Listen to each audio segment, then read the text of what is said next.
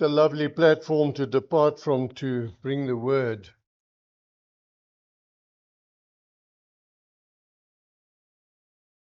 So, Father, we thank you that you have prepared our hearts. Thank you, Lord.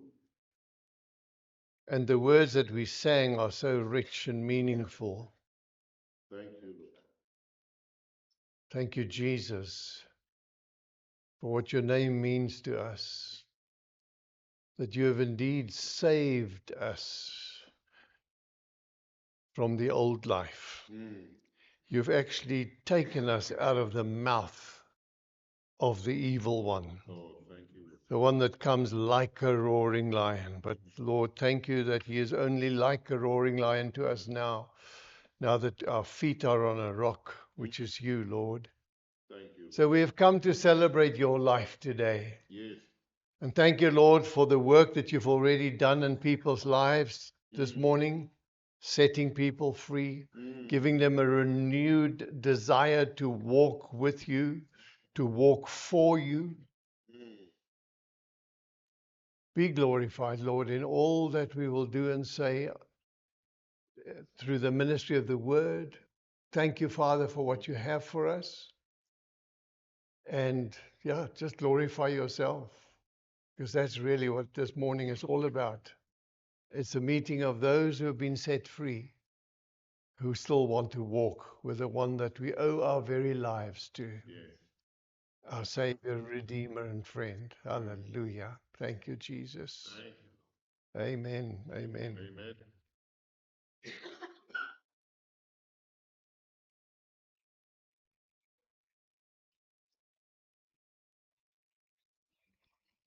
Good.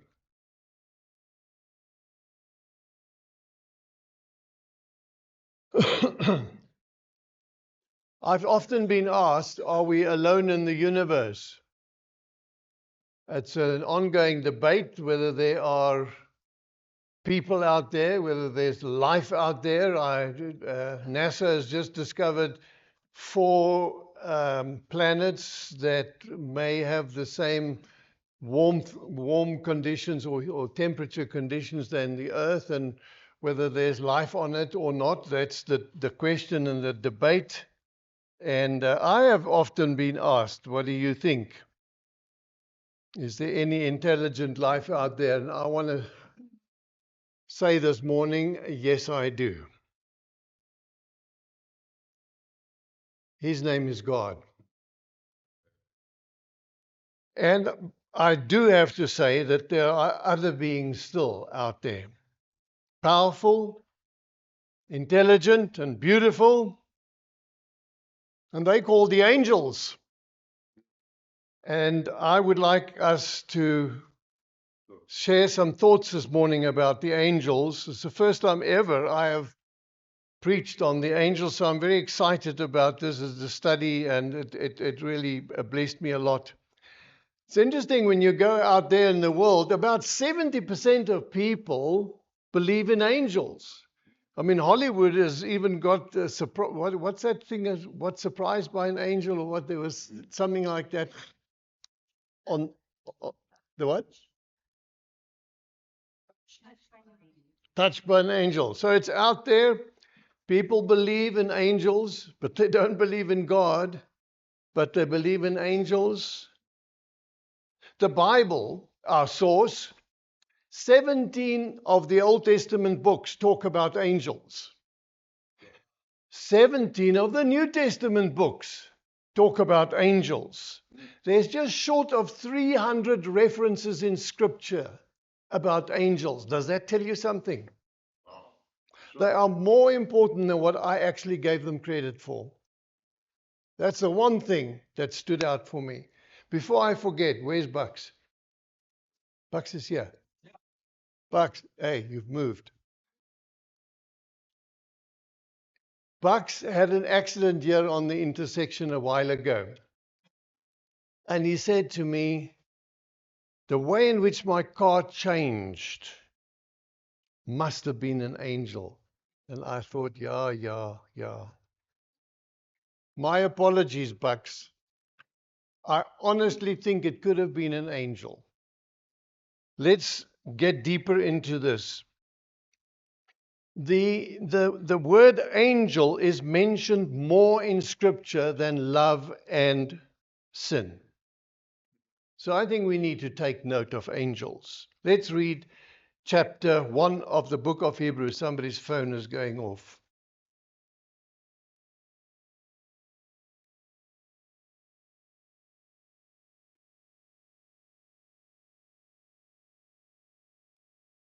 In the past, God spoke to our forefathers through the prophets at many times and in various ways. But in these last days, he has spoken to us by his Son, whom he appointed heir of all things, and through whom he made the universe. The Son is the radiance of God's glory and exact representation of his being, sustaining all things by his powerful word. And after he had provided purification for sin, he sat down at the right hand of the majesty in heaven. So he became as much supreme to the angels as the name he has inherited is superior to theirs. For to which of the angels did God ever say, "You are my son. Today I have become your father"? Or again, "I will be his father, and he will be my son"? And again, when God brings his firstborn into the world, he says, "Let all God's angels worship him." In speaking of the angels, he says, he makes his angels winds, his servants flames of fire. But about the Son, he says, "Your throne, O God, will last forever and ever, and righteousness will be the scepter of your kingdom. You have loved righteousness and hated wickedness. Therefore, God, your God, has set you above your companions by anointing you with the oil of joy." He always says in the beginning, "O Lord, you laid the foundations of the earth, and the heavens are the works of your hands. They will perish, but you remain. They will all wear out like garments. You will roll them up like a robe, like a garment. They will be changed, but you remain the same, and your years will never end. To which of the angels did God ever say, "Sit on my right hand until I make your enemies a footstool for your feet"? Are not all angels ministering spirits sent to serve those who will inherit salvation? Probably the most complete portion where angels are mentioned to such an extent. The word angels in the Greek is angelos. When I was at varsity, we had a little newspaper in the seminary, and it was called Ho Angelos. And Ho Angelos, that means the messenger. And an angel is a messenger. He delivers a message. He speaks on the command of God, who tells him what to do, and he speaks or ministers, therefore, with the authority of God. Now, with all the near 300 references, we cannot nearly go into the full thing about angels, but I just wanted to have a quick glimpse about angelic activity in the life of Jesus, from his birth to the cross. And notice the flurry of activity, starting with Zechariah, the father of John the Baptist. Here in Luke 1, verse 18, Gabriel comes to him and says, "I am Gabriel, and stand here in the presence of God, and I have been sent to speak to you and tell you the good news." So what's the good news? You are old, my friend, and your wife is old, but you're going to have a son, and that's John the Baptist. And he poo-pooed that, like I did with Bucks, and he was struck with dumbness. Is that what you say? He couldn't speak. And of course, later on, when the child was born, he had to write his name as John. Okay, so the angel came and told them what was going to happen. A messenger from God on behalf of God. And then the same happened to Mary. Gabriel, the same angel. By the way, there's only 3 names of angels mentioned in the Bible. Gabriel, which is the other one? Michael, which is the third one? Lucifer. He was chucked out. The morning star. So Mary, Gabriel came to her and said to her, don't be afraid. Interesting, plenty of times when the angels come, they are so awesome and so intimidating that, that the angel has to say, shh, shh, shh, shh, don't be afraid. Don't be afraid. I'm here on a mission and I'm a good guy. Don't be afraid. And he said to her, Mary, you have found favor. And then the shepherds, they heard the announcement that today in the city of David, the Savior, Jesus Christ, has been born. And then the host of angels sang, and we're going to have that as our closing hymn this morning. The fact that the angels came and announced to the shepherds. And then there's Joseph, of course, Mary's husband. He had a problem because his wife was pregnant and he knew it wasn't him. So he had a decision to make. He wanted to divorce her. An angel came and said, don't do that. Don't do that.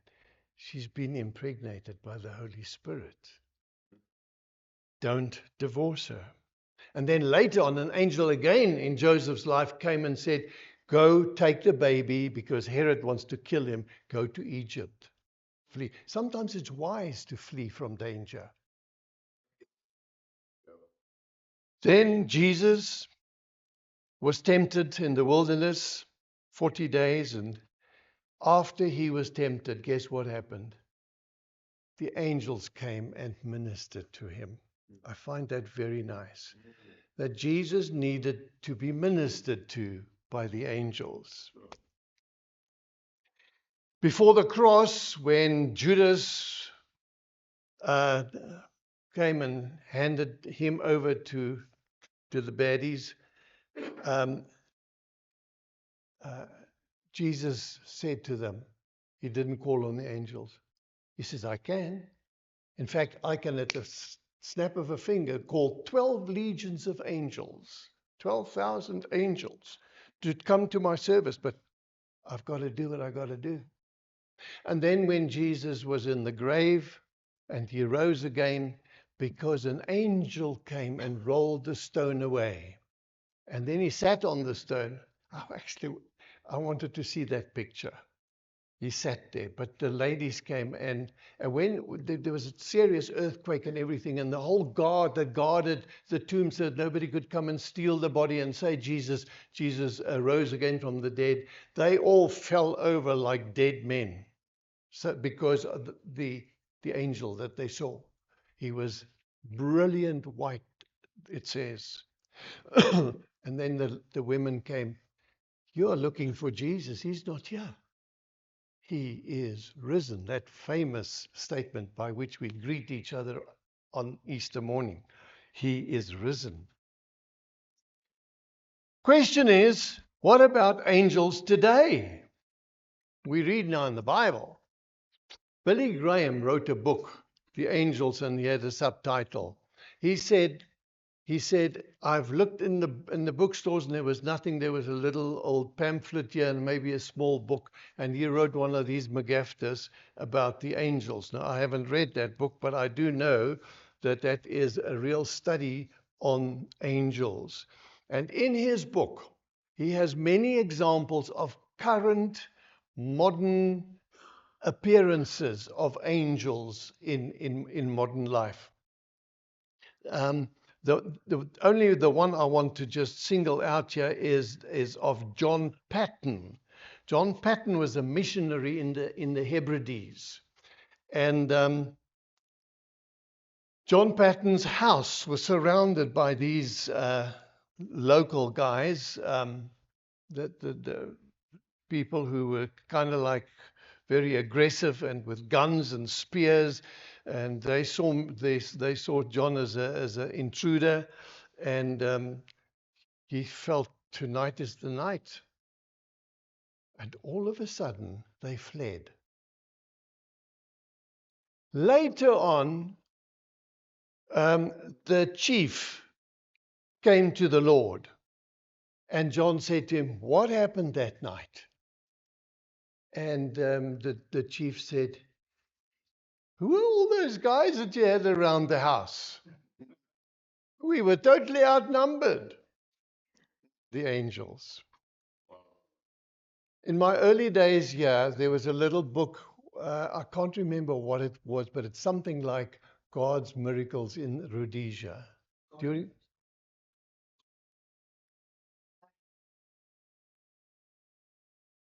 And it was in during the Bush War, and I remember the one story about same thing. The farmer's house, the guys were there, and all of a sudden they were not there anymore. And they later on said that there was just the house was encircled by white people, glowing people, not white people, but glowing people, white, radiant, just like the angel at the grave. Amazing. Angels are mostly invisible because they are spirits. And interestingly enough, they are created spirits. They're eternal, but what's the other word? They're not immortal. They're immortal, but they're not eternal. Only God is eternal. So they are created. But now and again, it happens that they come to the fore and show themselves. Here's a lovely scripture, Hebrews 13, verse 2, that says, "Some people have entertained angels." Now, if you invite me for Sunday lunch, sadly, you will not entertain an angel, because the context in which this is written is entertain strangers. Look out for strangers, entertain them. It's good as Christian to do that, because some people have entertained angels without knowing it. What does the scripture say? That angels can appear and look real, but generally it's not so. But here's a case where it was in 2 Kings 6. Elisha and his servant was surrounded by the Syrian army. And here in verse 16 of 2 Kings 6, it says here, Elisha says, "Don't be afraid. Those who are with us are more than those who are with them." He didn't know what he was talking about. How do you know that? Then Elijah prayed, "O Lord, open his eyes so that he may see." And when his eyes were opened, the hills were full of chariots and horses, and the angels were there. God's ministering spirits there for us. I find it interesting that people believe that Satan is real and that demons are real, but they do not believe that God is real and that angels are really there, because we sometimes poo-poo them. But if nothing changed, statistically, there's 2/3 of angels and 1/3 of demons only. Psalm 148 verse 5 says, "At his command they were created." So we know that God has ministering spirits, as we have just concluded in Hebrew 1.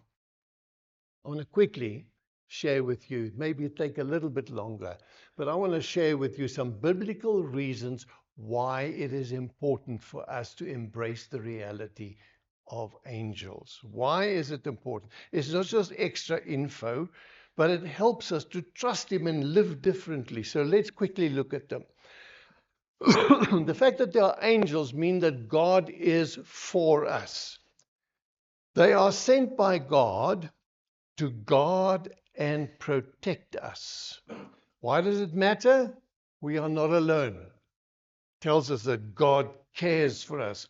Psalm 34:7, and the angels of the Lord guards or encamps around those who fear him and rescues them.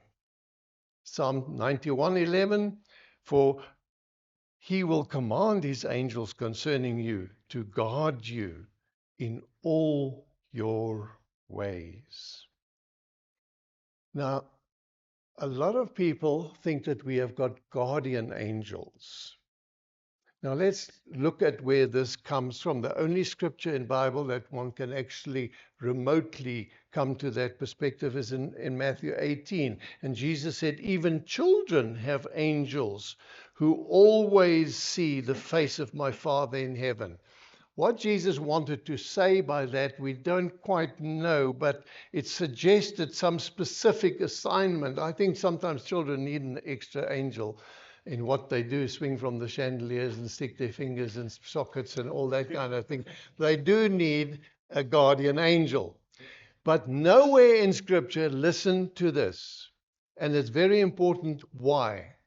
Nowhere in Scripture do we find it that there's one angel assigned to one person 24/7. You do not have a guardian angel. And the reason for that is God does not want us to have a relationship with a guardian angel rather than with him. His angel is a ministering spirit, ministering on assignment to me. And when the assignment is finished, he pushes off. Right, right. Do not embrace that thing of you have a guardian angel. You don't. Not biblical. Number 2, they minister to believers, especially in hard times. And God often uses angels to strengthen and provide. Hebrews 1:14, are they not all ministering spirits? It's ministered to us, strengthen us, sent out to serve for the sake of those who are to inherit salvation. Now, who are those who are to inherit salvation? That's all of us. Because although we've got salvation, there's also another expression that we will inherit. They're talking about the fullness of what is yet to come. 1 Kings 19. Now, here's a story about Elijah.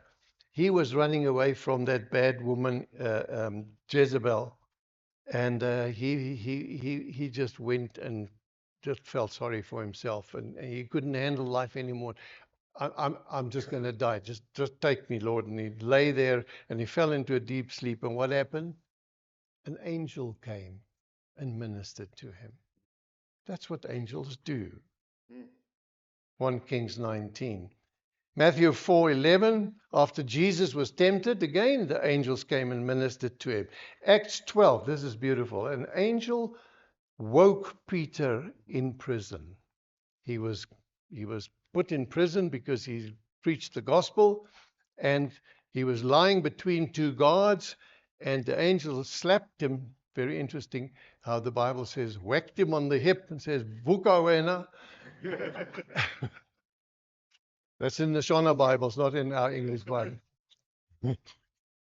And took him out. Now notice, when he took him out and he took him outside, he disappeared. Peter could say, can I quickly have your cell phone number?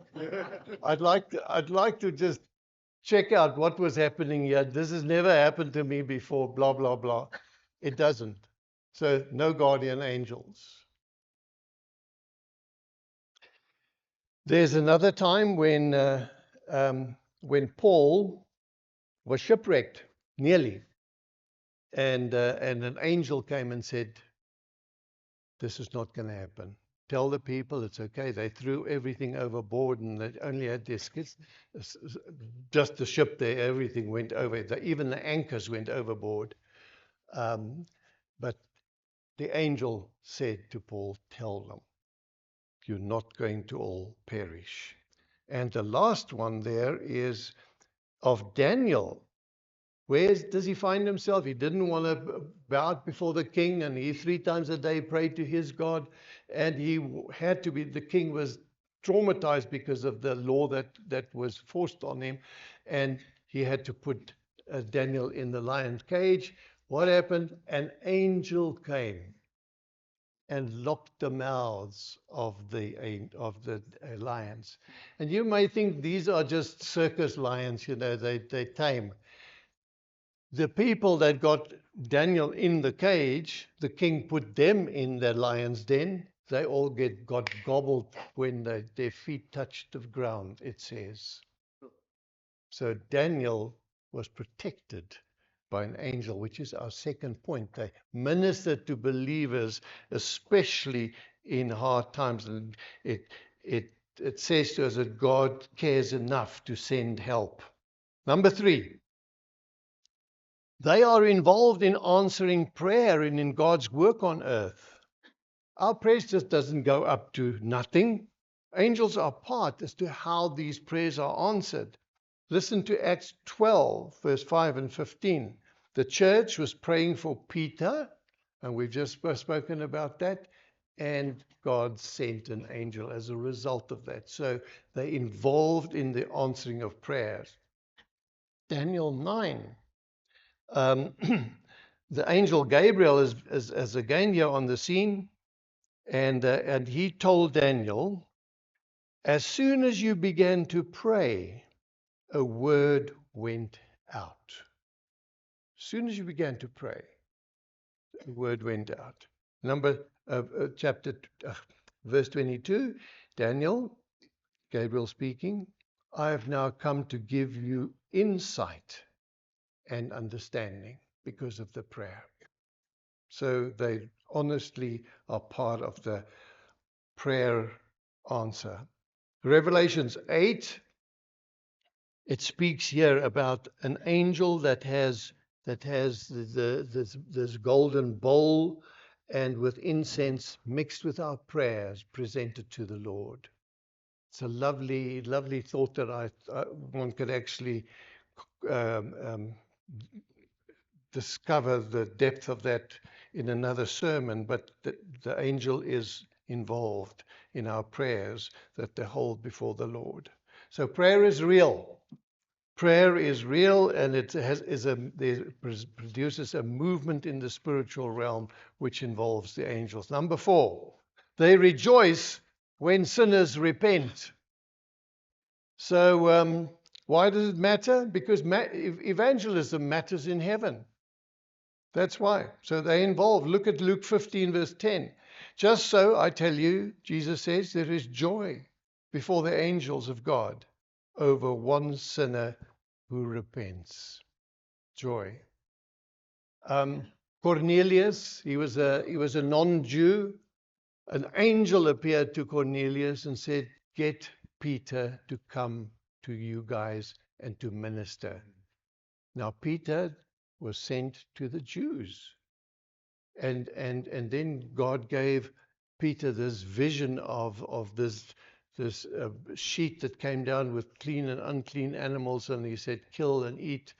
And he said, and the long and the short is, when Peter came out of the vision, there were 3 guys there that escorted him to Cornelius, and all I call them heathen, all the non-Jews came to the Lord, and they realized, the leaders, Peter and the other leaders realized that it's important that the gospel also goes out to the non-Jews. Hence, you and I are sitting here in the church because the message got to us as well. So heaven throws a party as soon as somebody comes to him. Number 5. Angels give us a picture of worship and God's holiness. So they stimulate us, they encourage us and teach us to worship when we look at them and study them. Look at the seraphim in Isaiah 6. There they were around the throne, 2 wings over the face that they did not see the Lord in his holiness, 2 wings covering the feet, and with the other 2 they were able to fly. And they all said at the same time, holy, holy, holy is the Lord of hosts. The whole earth is full of his glory. Isn't that fantastic? Revelations 5, multitude of angels worship the Lamb. And I would like to encourage us that when we have praise and worship on a Sunday morning, as the angels are doing it up there, we are doing it down here. Eh? Yeah. Because they're doing it 24/7. And whenever we do it, we are joining up with them. And so the angels encourage us with what they are doing to have the same heart, and that's the heart of worship. Number 6. They will be involved at the end and in Christ's return. They will be involved. And it stimulates hope and urgency. What hope? Because it speaks about the end, we know we are not on a sinking ship. The end is coming. Jesus is coming back for his beloved ones. We'll talk about that now. And the urgency, it is coming. It is coming. And you know that you must be in the right way, and you must know that other people need to be there with you. Matthew 13, the angels gather at the harvest and at the judgment, and they separate who will be where, the wheat from the chaff, and in Matthew 24, he will send out his angels with a loud trumpet call, and they will gather in the elect from the four winds across the heavens. They are part of the end times. God has ordained that they will be used with Jesus. And here we see in 2 Thessalonians 1, Jesus will be revealed with his mighty angels. So when Jesus comes, when the trumpet is sounded, the angels will be there and coming with him. And Revelation says a very interesting thing, that they will then take Satan, because they are stronger than Satan. They will take him and bind him up and throw him and his cohorts in the lake of fire and sulfur. The angels are involved in that.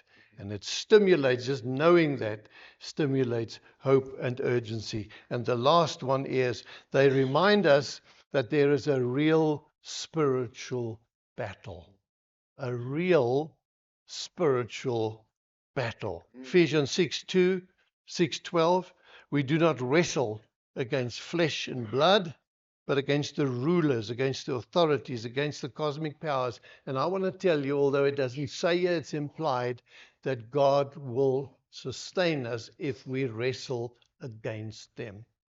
Because greater is he that is in me than him that is in the world. Amen.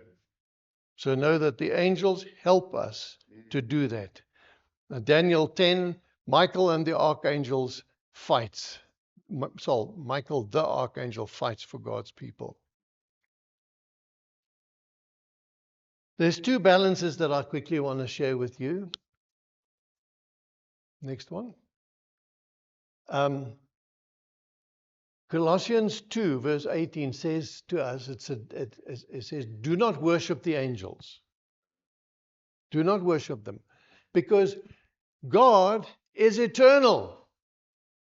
And you know what really struck me in this study?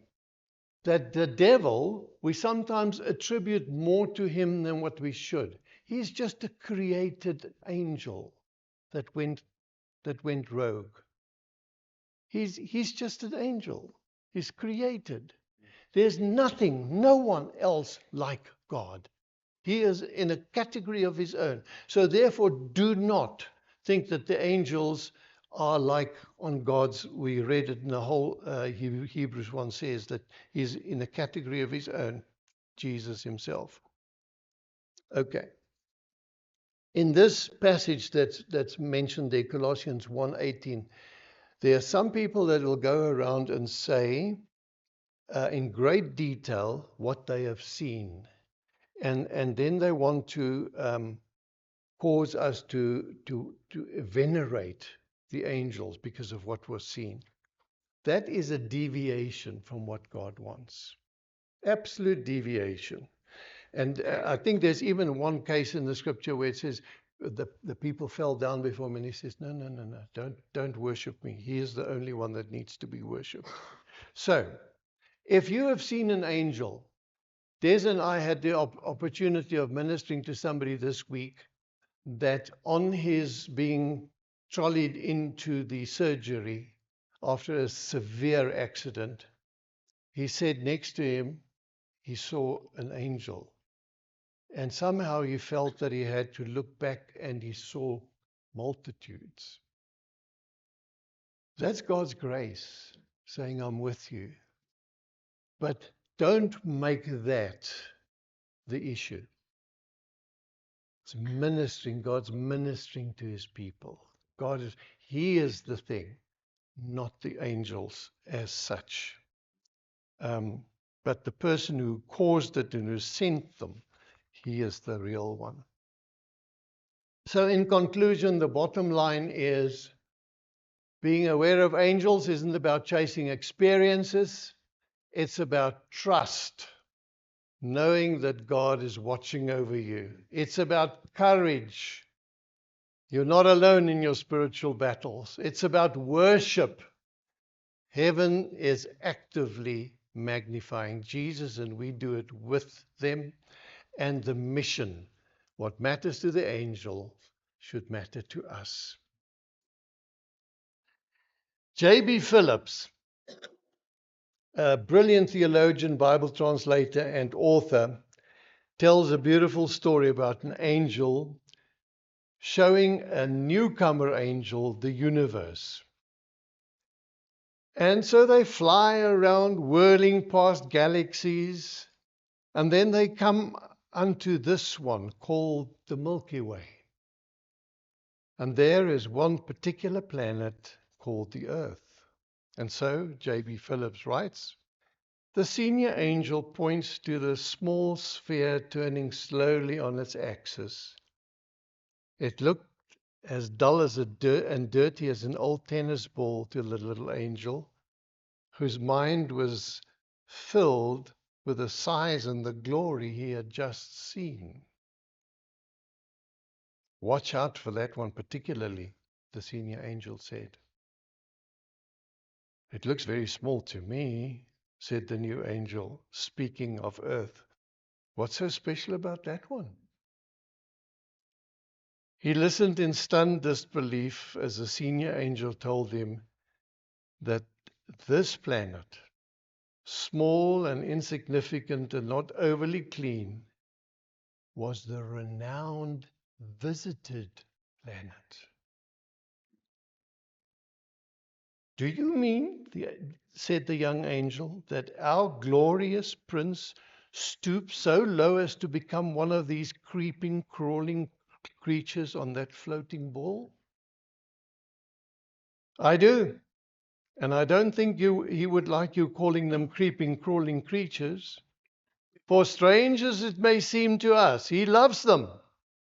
He went down to visit them and lift them up to become like him.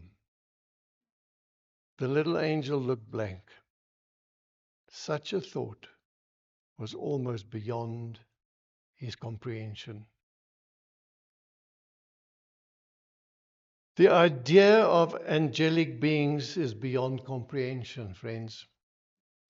The idea of God is beyond our comprehension. The idea of Him sending His Son is beyond our comprehension. The fact that the Holy Spirit can live in us is beyond our comprehension, but it is true.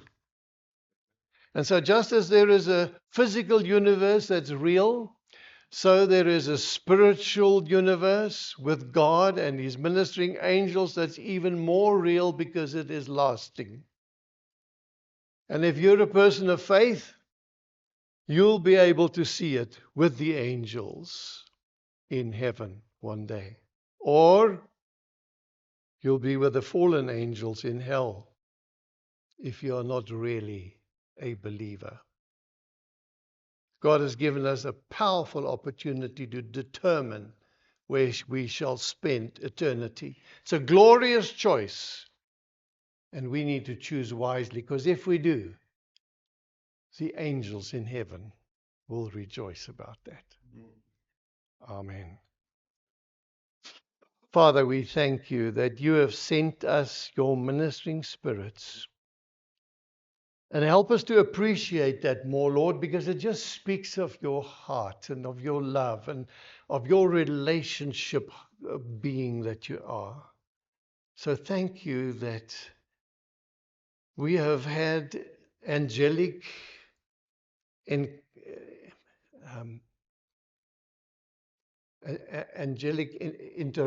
not interferences, experiences, more than what we may have even realized. Helping us in bad times, bad situations, bad accidents, whatever. Thank you, Jesus. Thank you. We await the time when you will come with your angels and you will say, this is it. This is it. Now it's a time for them to separate the goat from the sheep and the wheat from the chaff. Lord, we know it's an important decision that each of us have to make sure that we have made correctly, not by being religious, but by having a relationship with the King of Kings and the Lord of Lords. We bless you for your love for us. In Jesus' name. Amen.